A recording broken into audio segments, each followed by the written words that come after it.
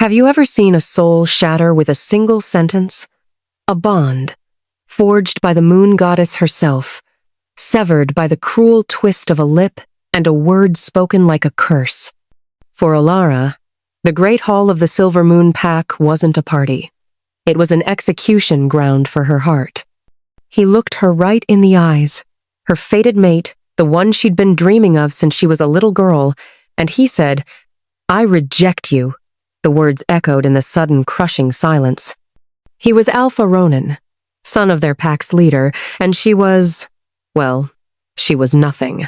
An Omega, weak, unworthy. But as she was cast out, humiliated and totally broken, another pair of eyes watched her from the shadows. The eyes of a king. Chapter 1. The Rejection. The great hall buzzed with excitement, the air thick with the scent of pine and anticipation. Tonight was Ronan's ascension, the night he'd officially become the future Alpha. It was also the night the moon goddess would reveal his fated mate. For every she-wolf of age, it was a night of breathless hope. For Elara, it was a night of quiet, impossible yearning. She stood near the back, a ghost in the crowd.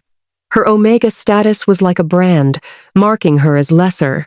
She served, she cleaned, she made herself as small as possible. Her wolf was a quiet, timid thing. Nothing like the proud, loud wolves of the warriors and pack elite. But inside, her human heart held on to a foolish dream, a dream that smelled like wild mint and thunderstorms the scent of Ronan. When the pack elder began the ritual, a hush fell over the hall. The ceremonial bowl smoked, its silver vapors rising to the ceiling. The elder chanted the ancient words, and then a shimmering cord of silver light shot out from the bowl. It snaked through the stunned crowd and wrapped itself around Ronan's wrist. The pack gasped, their excitement electric. The other end of the cord shot forward, past all the hopeful daughters of Betas and Gammas, and found its way to the back of the hall. It coiled around Elara's trembling wrist. A shockwave rippled through the room. Whispers turned to scornful murmurs. Her? An Omega? The goddess must be mistaken. Elara felt 1,000 pairs of eyes on her, each one a needle prick of judgment. Her face burned with shame, but then she looked at Ronan. For a split second, his eyes widened, and she saw a flicker of something. Surprise? But it was gone in an instant, replaced by a mask of cold fury. He stalked toward her, and every step felt like a hammer blow to her heart. The silver cord of fate pulsed between them, a beautiful, tragic link. He stopped right in front of her, looming over her small frame. The crowd went dead silent, waiting for the joyous acceptance of his fated mate. "I, Alpha Ronan of the Silver Moon Pack," he began, his voice ringing with cold authority, "cannot accept this." He raised his hand, showing the silver cord to the pack as if it were a chain. "My mate must be a pillar of strength for this pack, a Luna who can lead and fight, not this," he gestured to her, a flick of his hand that dismissed her entire existence, a weak, powerless Omega. The words hit her like a physical blow. Her wolf whimpered, a wounded sound only she could hear. He wasn't just rejecting her. He was declaring her worthless to the entire world. He met her tear-filled eyes, and with a voice laced with ice, he delivered the final, fatal sentence. "I, Alpha Ronan, reject you, Elara, as my mate and my Luna." That was all it took. The silver cord between them flared violently, then snapped. A searing pain, both physical and spiritual, tore through Elara's soul. It felt like a part of her was ripped away, leaving a bleeding, gaping wound. A collective gasp filled the hall. Elara stumbled backward, clutching her chest as the world blurred into a vortex of pain and humiliation. Ronan's father, the pack Alpha, stepped forward, his face grim. "The rejection is complete," he declared, his voice flat. "By pack law, the rejected must leave the territory by sunrise. You are no longer one of us."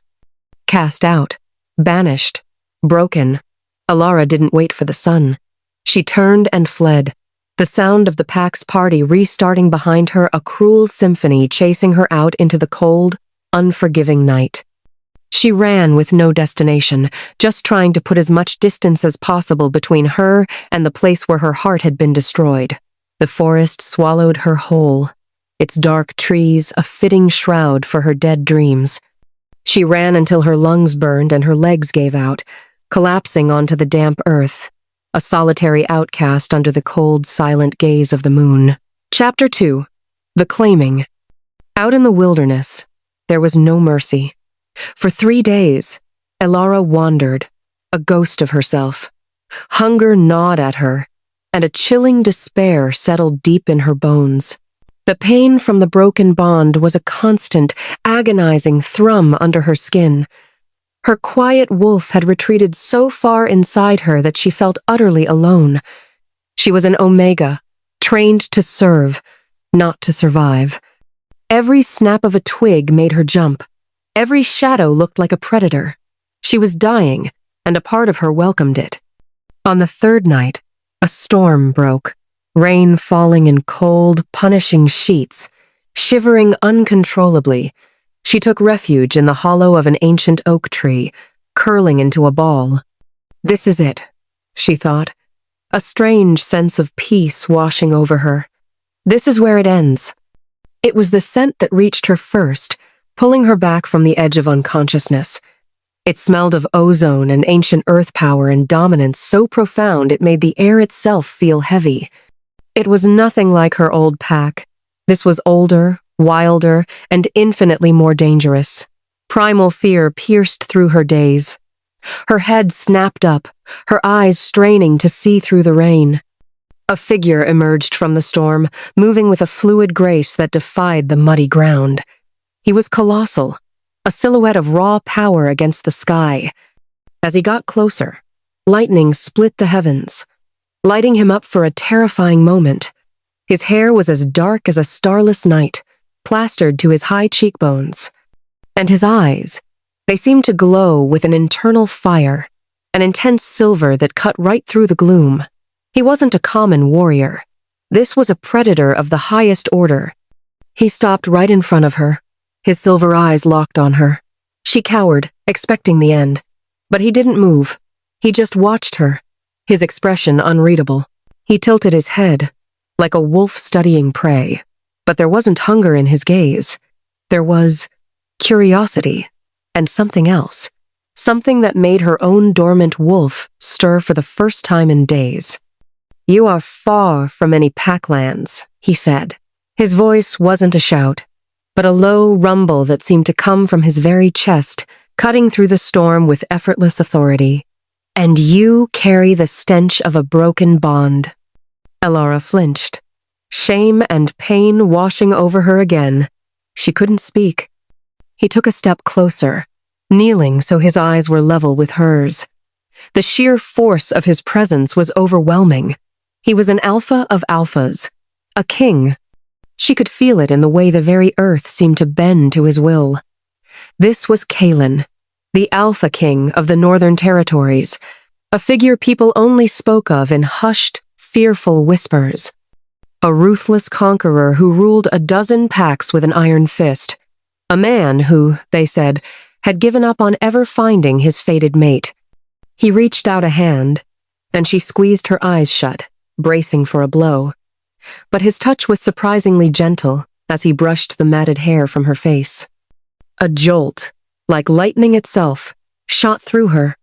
Her eyes flew open. His were wide, the silver burning with a shocking intensity. He inhaled sharply. He was scenting her. Not with disgust, like Ronan, but with a deep, consuming focus. To Ronan, she had smelled of weakness. But this king, he was scenting something else, something buried deep beneath the pain and the shame. "What is this?"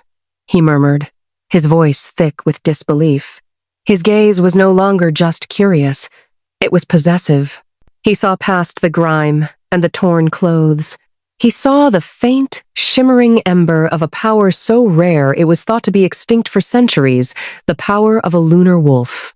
A wolf with a direct connection to the moon goddess herself. He rejected you? The question was a low growl, laced with dangerous disbelief. What kind of blind fool throws away the sun and the moon? Before Elara could process his words, he leaned in. His scent was intoxicating, a heady mix of power and safety that her broken soul craved like a starving woman craves food. The goddess wasn't mistaken, Kaelin declared, his voice a vow that vibrated through the stormy night. She simply sent you to the wrong alpha. His hand moved to the back of her neck, his thumbs stroking her skin, sending shivers down her spine that had nothing to do with the cold. His silver eyes held hers, a silent promise of protection and ownership. You are no longer an outcast, he growled, the word a command with the weight of a king's decree. From this moment on, you belong to me, and with that, he scooped her effortlessly into his arms.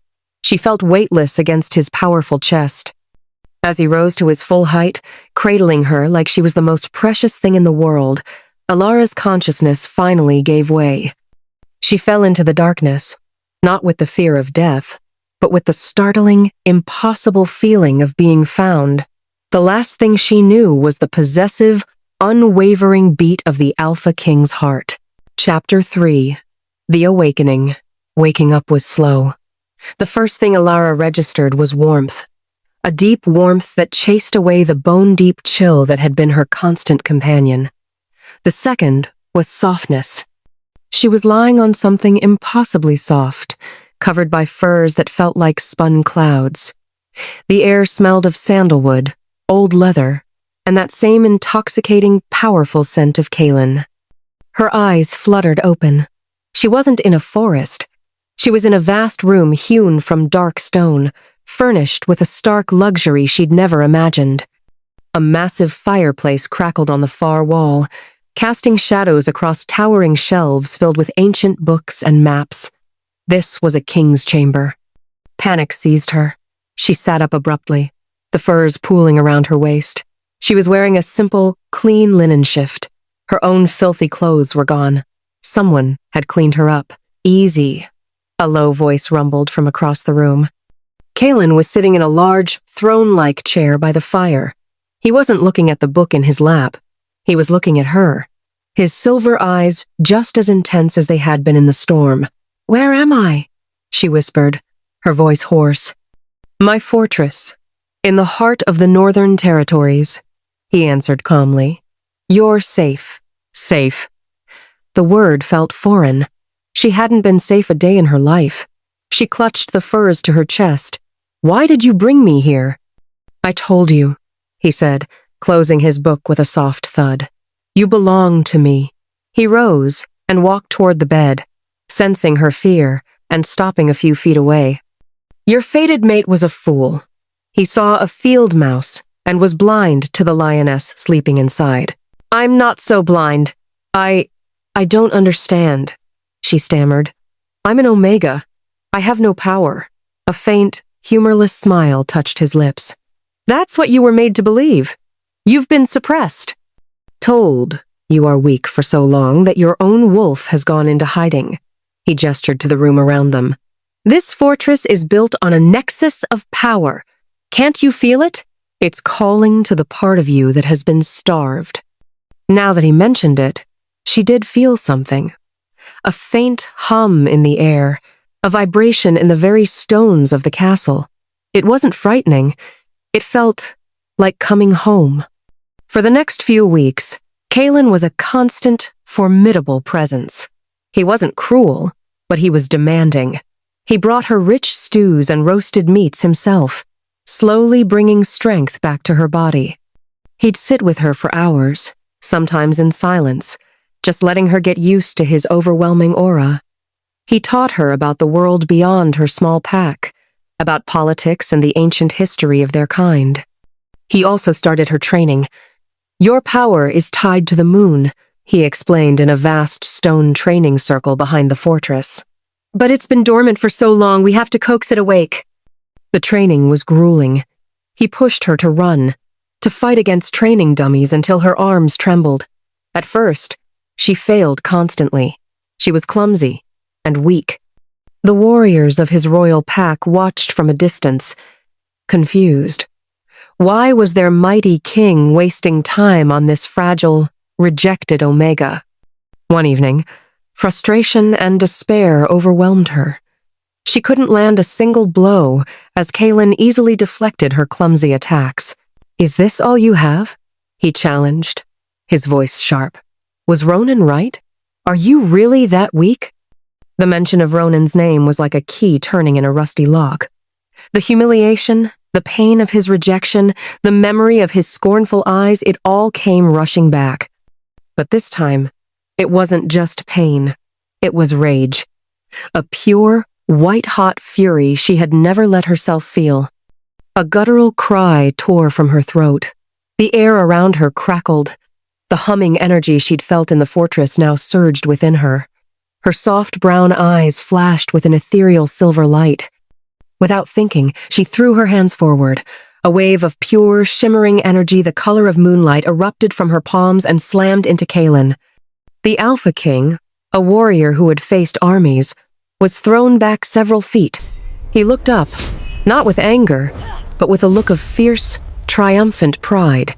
A slow, genuine smile finally broke across his face. "There you are," he breathed, his silver eyes glowing with approval. "I knew you were in there." From that day on, everything changed. Her timid wolf emerged, no longer a frightened mouse, but a sleek, powerful creature with a coat the color of midnight. Under Kaelin's guidance, she learned to control her power. She could weave shields of moonlight and conjure blades of silver energy. She was not an Omega. She was something far, far more. The court's whispers turned from skepticism to awe. They no longer saw a weak reject. They saw a future queen, a Luna whose power rivaled the king's. Elara began to walk, with her head held high. The broken, shamed girl who had fled into the forest was gone. In her place stood a woman who was just beginning to understand her own strength. Her bond with Kaelin deepened. He challenged her, respected her, and saw her for the resilient spirit that had survived the ultimate betrayal. And she, in turn, began to see past his ruthless reputation to the lonely king who had waited a lifetime for an equal. The scars of her rejection remained, but they were no longer gaping wounds. They were reminders of a life that had, through its cruelty, led her to her true destiny. Chapter 4. Confrontation and Vindication. News travels fast in the werewolf world. Rumors of the Alpha King and his new consort, a mysterious she-wolf of immense power, had spread like wildfire. Descriptions of her moon-silver energy reached every pack, including the Silver Moon. Ronan, now the official Alpha, dismissed the stories as nonsense.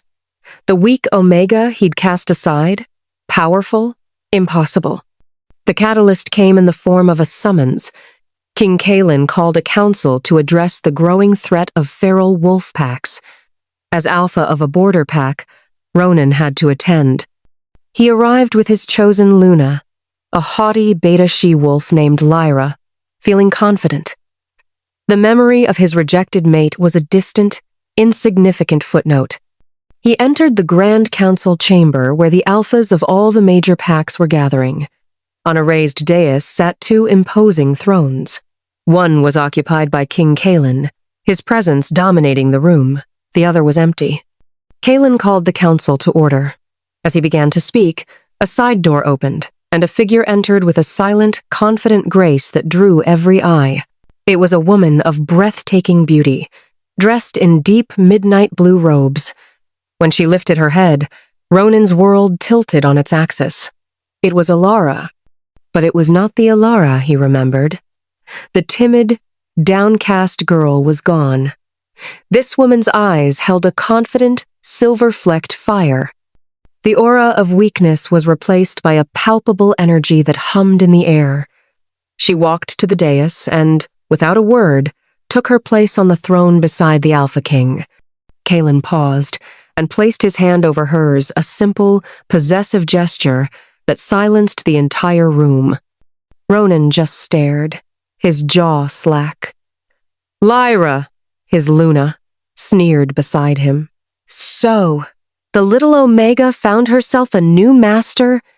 Elara's gaze swept across the alphas. When her eyes met Ronan's, there was no pain or fear. There was only a cool, distant appraisal, as if she were looking at a stranger. Then she looked away, dismissing him. That single, indifferent glance wounded his pride more than any curse could have. The council continued, and Elara spoke. Her voice was clear and strong, her strategic insights brilliant. She was not just a beautiful consort, she was a queen. Jealousy, hot and venomous, coiled in Ronan's gut. He had cast her aside for being weak, and she had become this, standing beside the most powerful male in the world? It was an insult to his judgment. "With all due respect, King Kaelin," Ronan interrupted, standing abruptly. "Why should we listen to the counsel of a rejected Omega?" The temperature in the room dropped.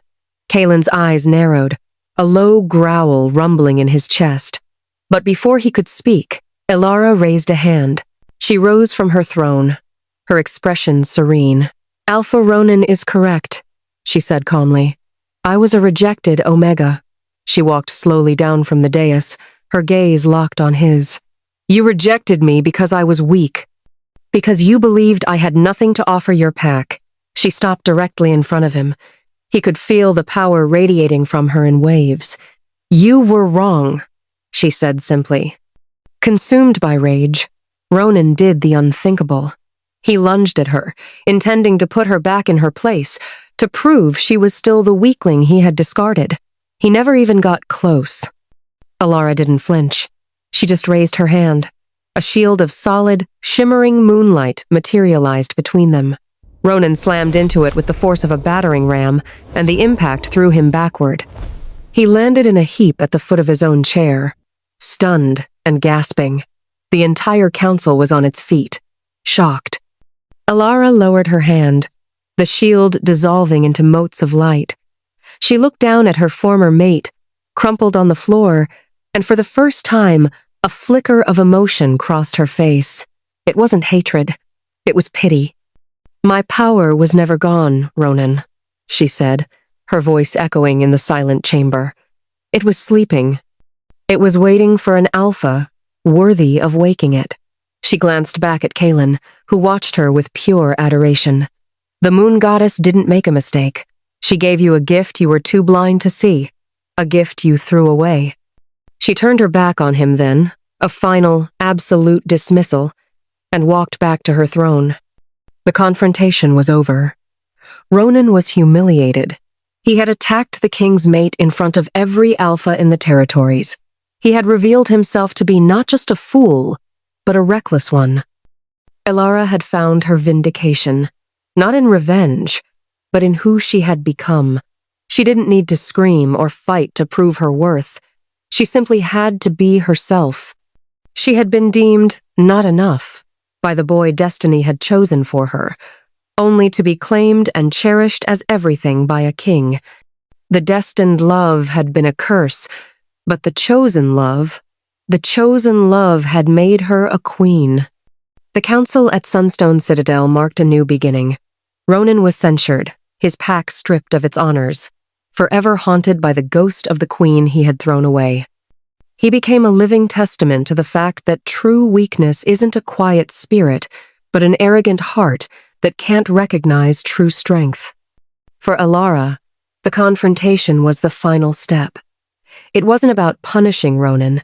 It was about closing a chapter and proving to herself that the girl who wept in the forest was truly gone. She returned to the Northern Territories as Kaelin's equal partner, his Luna Queen. Her wisdom and lunar power brought a new age of prosperity to the Northern Pax, and she became a legend. Her story became a powerful reminder that rejection isn't an ending. Sometimes it's a violent, painful, but necessary redirection. The universe breaking a bond that was never meant to hold you. to free you for the one that will. Elara was never weak.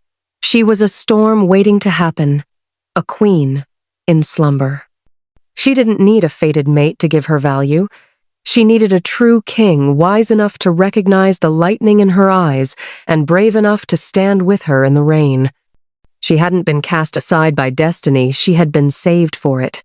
And in the arms of her alpha king, she finally found not just love, but her throne. If you loved Elara's rise from rejection to royalty, make sure to like, comment, and subscribe for more stories of powerful alphas and the mates who rule beside them. Let us know in the comments what you think of Ronan's decision. Thanks for watching. See you in my next.